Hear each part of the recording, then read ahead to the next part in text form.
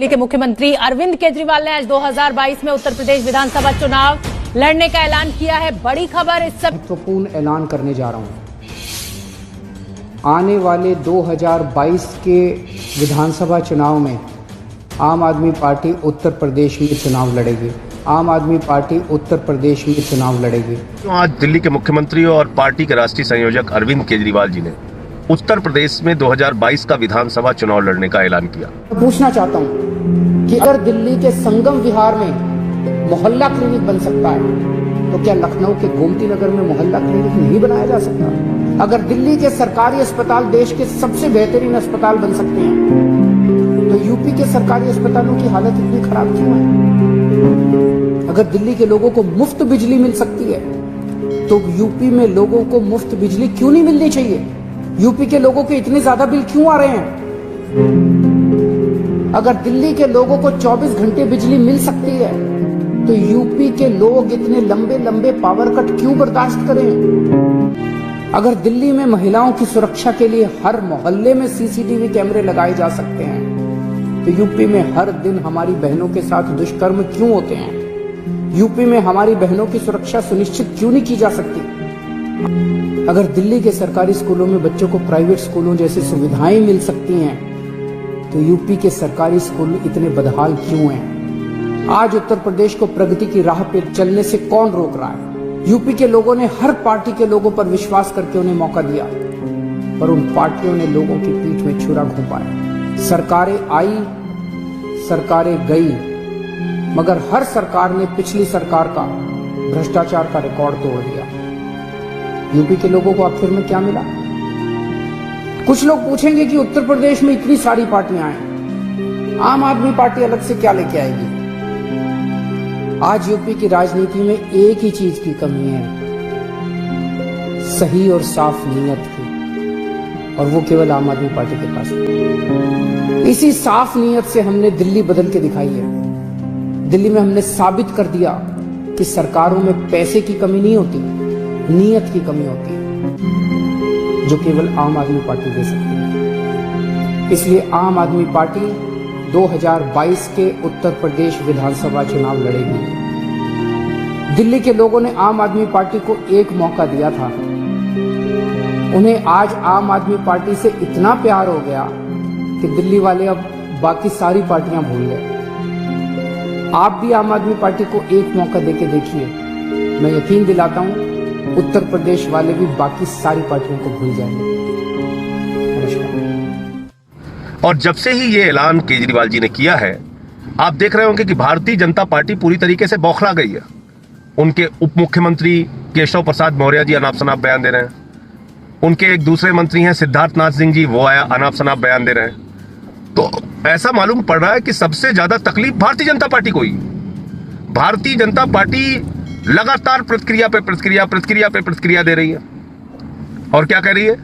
दिल्ली संभल नहीं, दिल्ली नहीं संभल रही, दिल्ली नहीं संभल रही। और कौन लोग कह रहे हैं? अरे भाई सिद्धार्थ नाथ सिंह जी, आपको तो शर्म आनी चाहिए। आप वही स्वास्थ्य मंत्री हैं जिसके स्वास्थ्य मंत्री रहते हुए 60 मासूम बच्चे गोरखपुर में ऑक्सीजन की कमी से उनकी जान चली गई। ऑक्सीजन की कमी से वो मासूम बच्चे मौत के मुंह में चले गए। और जब आपसे बयान लिया गया तो आपकी संवेदनहीनता की पराकाष्ठा का उदाहरण यह है कि आपने कहा था कि अगस्त और सितंबर में तो बच्चे मरते ही हैं। यह है आपके स्वास्थ्य का मॉडल। दूसरा आपके स्वास्थ्य का मॉडल आप जानना चाहेंगे? आप केजरीवाल सरकार से अपने सरकार की तुलना कर रहे हैं। कोरोना की लड़ाई में क्या केजरीवाल ने किया और क्या आपने किया, मैं बताऊं आपको। 965 लोगों की जांच, जो इंसान मौजूद ही नहीं है, उसकी कोरोना की जांच आपने कर दी बरेली में। और उनका मोबाइल नंबर क्या निकला? 00000 और 00000, यानी इंसान मौजूद नहीं, उसकी कोरोना की जांच हो गई। भूत का कोरोना जांच कर दिया आप लोगों ने। आपके स्वास्थ्य का मॉडल बता दें आपको क्या है। 800 रुपए का ऑक्सीमीटर 5000 रुपए में खरीदा गया, 1600 का थर्मोमीटर 13000 में खरीदा गया। और ये सिर्फ 1-2 जिले में नहीं, उत्तर प्रदेश के 75 जिलों में यह घोटाला हुआ था। मैंने खोला था वो घोटाला। और आपके मुख्यमंत्री आदित्यनाथ जी ने एक एसआईटी बनाई, उस एसआईटी का क्या हुआ आज तक कुछ पता नहीं। कितने लोगों पे एफआईआर हुई कोरोना घोटाला में, कितने लोग जेल भेजे गए, कितने लोगों से रिकवरी हुई, पीपीई किट का घोटाला किया, वेंटिलेटर का घोटाला किया। कोरोना के नाम पे आपने, कोरोना के दौरान ही एक हेमाटोलॉजी एनालाइजर, एक उपकरण होता है, खरीदा उसको अस्पतालों के लिए। 1,45,000 रुपए का जो जेम पोर्टल पे मिलता है हेमाटोलॉजी एनालाइजर, उसको आपने 3,30,000 रुपए में खरीदा चीन की कंपनी से। यह आपका कोरोना का मॉडल, यह आपका स्वास्थ्य से लड़ने का मॉडल। तो इसलिए हमें मत सिखाइए कि हमको प्रदेश कैसे चलाना है।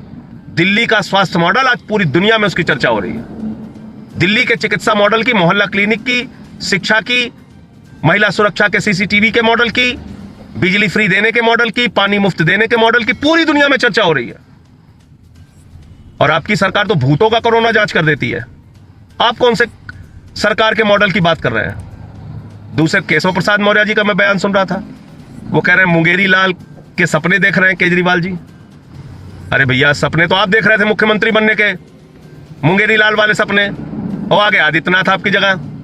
मैं आपकी नाराजगी की वजह समझ सकता हूं केशव प्रसाद मौर्य जी। आपको राम मंदिर, श्री राम के मंदिर के भूमि पूजन में बगल में नहीं बैठाया आदित्यनाथ ने, और मैंने आपसे फोटो मांग ली कि भैया फोटो दिखाओ कहां बगल में बैठ के तुमने पूजा की। ये तो हालत है आपकी।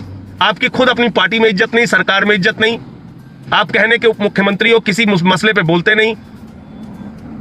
मौर्य समाज के साथ अत्याचार हो जाए, पाल समाज के साथ अत्याचार हो जाए, निषाद समाज के साथ अत्याचार हो जाए, कभी आपकी जुबान से एक शब्द नहीं निकलता। और देश के दलालों को कम से कम ये मुंगेरी लाल जैसे शब्द का इस्तेमाल नहीं करना चाहिए। तीसरा, मैंने कांग्रेस वाले का बयान सुना। कांग्रेस के प्रवक्ता है, वो कह रहे हैं आप और बीजेपी मिली हुई है।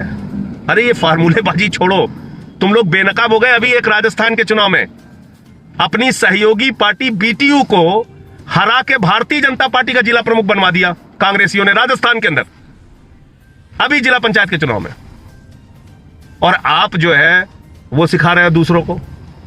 तो इसलिए मैं ये कहना चाहता हूं कि कांग्रेस, बीजेपी और भी जो पार्टियां हैं उत्तर प्रदेश में, आम आदमी पार्टी का एक ईमानदार विकल्प देने की जैसे ही बात कही है केजरीवाल जी ने, सब बौखलाई हुई है। लेकिन मैं आपको बता दूं कि अरविंद केजरीवाल जी ने संकल्प लिया है कि दिल्ली का मॉडल यूपी में लागू होगा। 200 यूनिट बिजली यूपी वालों को फ्री क्यों नहीं मिलनी चाहिए? 400 यूनिट बिजली आधे दाम पे यूपी के लोगों को क्यों नहीं मिलनी चाहिए? उत्तर प्रदेश के लोगों को अच्छे स्कूल क्यों नहीं मिलने चाहिए?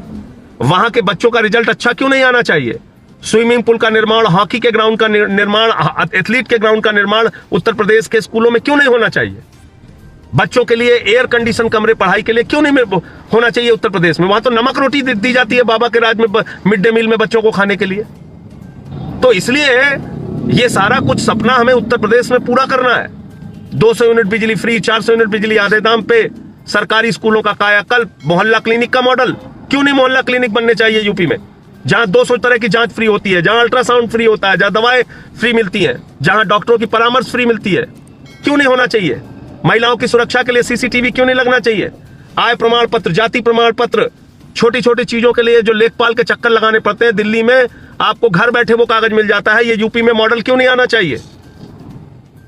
पानी 20,000 लीटर फ्री, ये सारा सपना जो दिल्ली में हमने पूरा किया, वही मॉडल यूपी में केजरीवाल जी लेके आए हैं। और इसीलिए भारतीय जनता पार्टी बौखलाई है कि इनकी जो अब तक भ्रष्टाचार और चोर बाजारी की सरकार चल रही थी, वो अब खतरे में आ जाएगी और लगातार इनके घोटाले, भ्रष्टाचार को हम लोग बेनकाब करेंगे। इसलिए आज आप देखिए कि जैसे ही केजरीवाल जी ने चुनाव लड़ने का ऐलान किया, पूरी की पूरी भाजपा ऊपर से लेकर नीचे तक बौखलाई हुई है, घबराई हुई है और लगातार ऊट पटांग, ऊल जलूल, बिना सिर पैर के बयानबाजी कर रही है। जय हिंद, इंकलाब जिंदाबाद। सब्सक्राइब कीजिए न्यूज रिएक्शन चैनल को और प्रेस कीजिए नोटिफिकेशन बेल को, ताकि आप पास के लेटेस्ट न्यूज अपडेट्स सबसे पहले